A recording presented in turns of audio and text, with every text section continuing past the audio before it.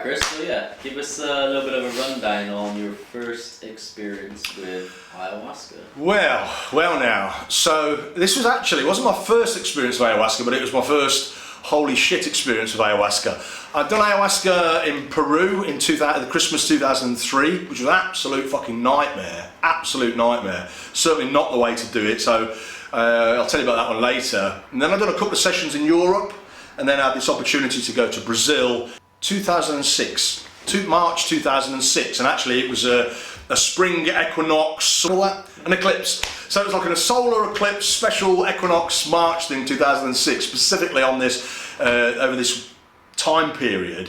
And this was a 17-day retreat. So, as I said, I've done a couple of ceremonies in Peru, 2003, which went pear-shaped, and I did a couple in Europe, which were pretty good, probably about 3 over in Europe.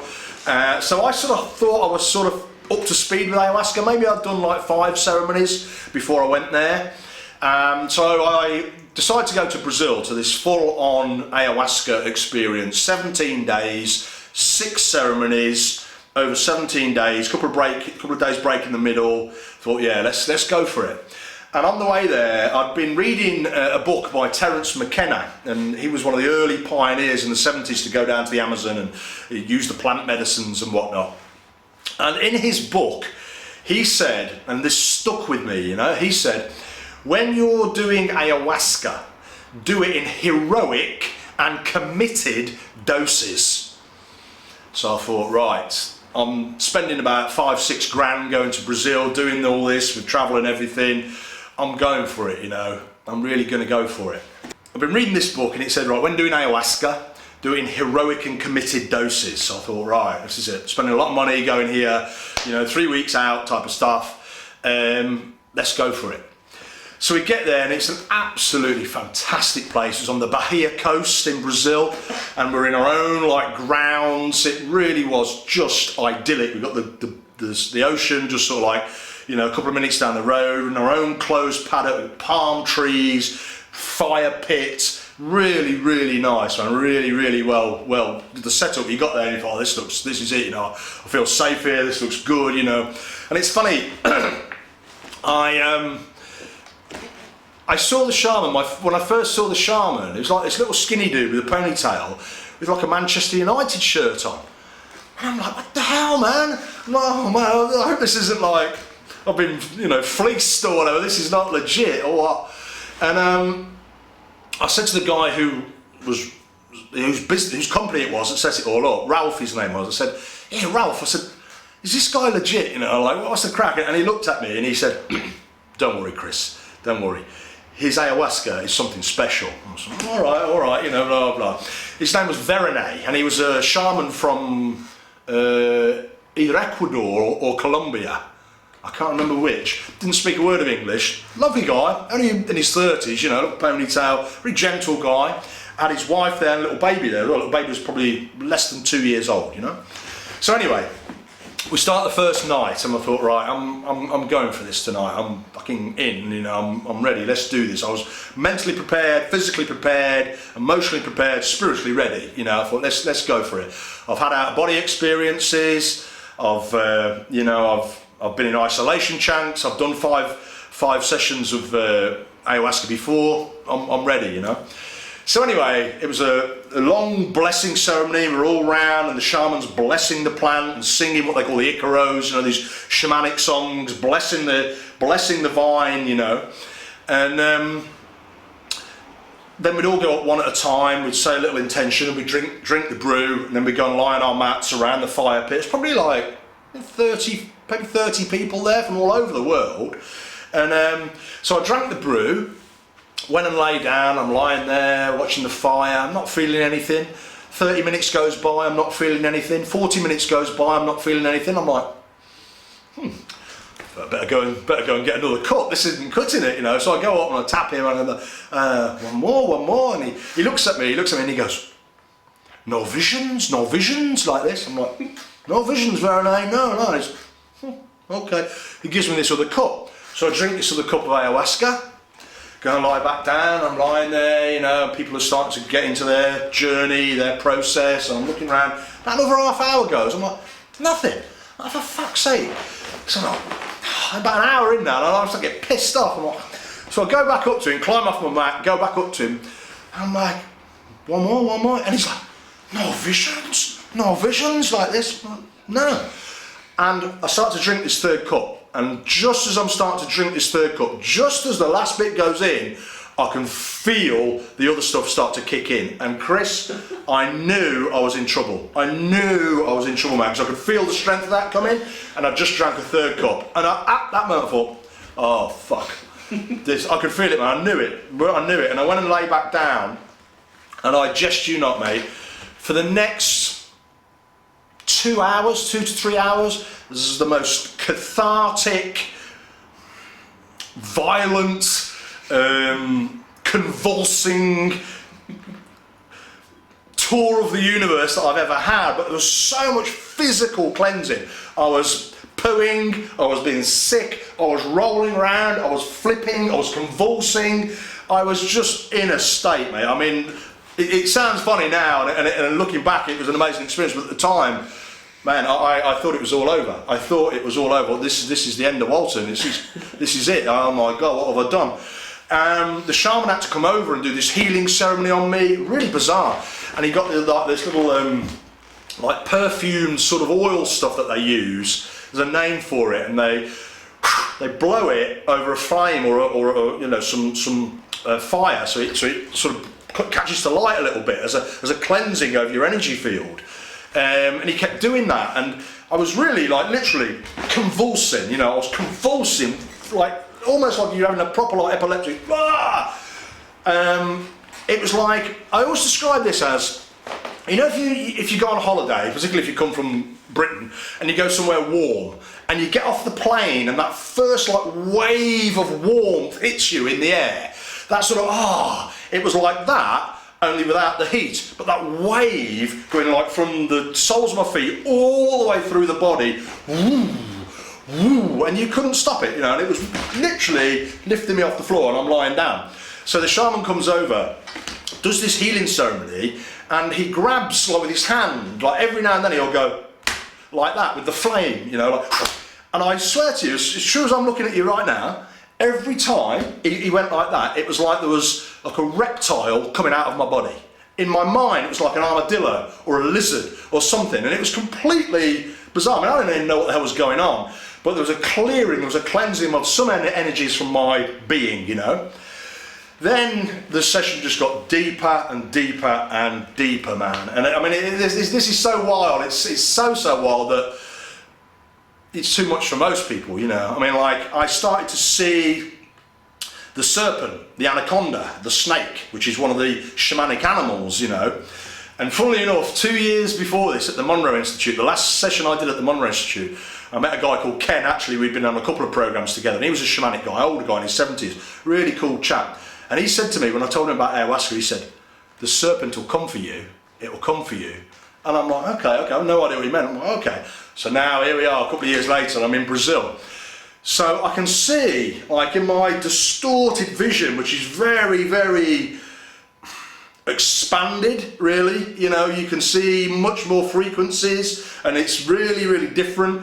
And I can see this big anaconda, this big serpent, this huge serpent. But now, I've always been scared of snakes. I don't like snakes at all, you know, I have a fear of snakes. I hate the bloody things. But there was no fear. And this is just going to sound bizarre, Chris, but the snake then just started to engulf me. It just started to take me, you know. And so if you can imagine, like, this is as wild as it gets, and I'm lying there, like, the Icaros, so the shamanic songs going on, the shamanic rattles, the fire pit, dark, in Brazil, palm trees, people, all sorts, having all sorts of experiences. I mean, if you were a straight person and walked into that area, you'd have thought, what is going on here? You know, this is madness. So the anaconda, the snake, the serpent, the shamanic being started to engulf me, and literally started to just sort of, it's almost like it's eating me, but it wasn't eating me in a bad way, but it was engulfing me. And so as I'm lying there and I'm looking, I can't see my legs anymore. I can just see this big serpent as if I'm going down into the serpent's mouth. And as you can imagine, that's a pretty wild thing to try and even get your head round. But there was no fear in me, you know. It wasn't like I'm being eaten by a snake, fucking hell, oh my God, freaking out. It wasn't like that at all. It was some sort of rites of passage, some sort of shamanic thing, until it completely and utterly engulfed me, and I became the serpent. For a period of time then, I was looking with different eyes and seeing completely differently, a completely different vision of what you would look at when you're a human being, you know. And this went on for a while, and then I started to expand. Now this was probably one of the most unbelievable experiences I've ever had. My consciousness started to expand. So I'm probably like 4 hours into the session now. First 3 hours, very, very hard. Very cathartic, being sick a lot, diarrhea a lot, flashing around a lot. I mean, physically challenging. Not pleasant, you know, not a pleasant experience, but that's what it does, you know. It works you physically, mentally, emotionally and spiritually. Plus, I'd taken a shitload, you know. I'd taken enough to kill a rhino. But I think that was all divine plan as well, you know, because the first one didn't kick in, the second one didn't kick in, but when I had the third one, here we go. Hold on, Chris type of stuff. So I started to expand. So as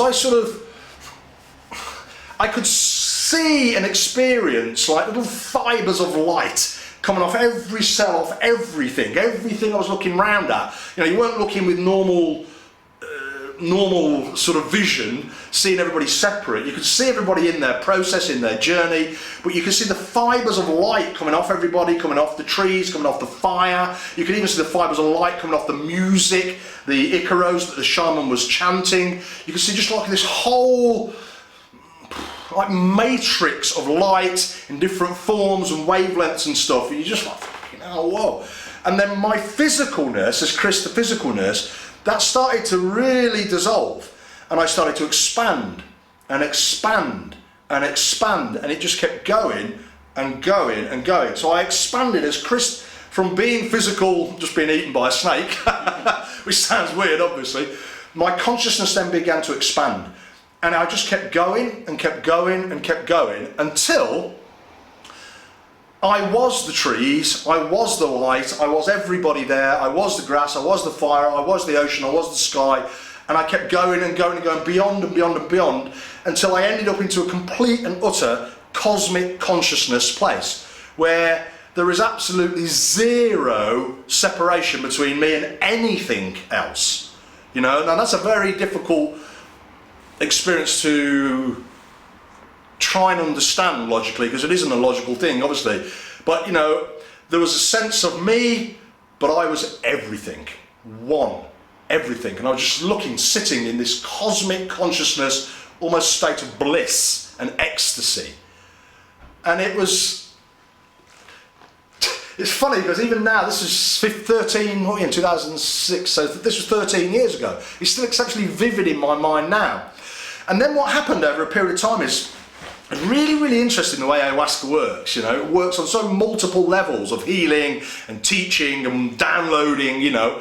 So, as I was saying before we had a little change around, so I'm in this cosmic consciousness state, and there was a period then where my sort of rational mind, if you like, wanted to try and grab hold of something tangible.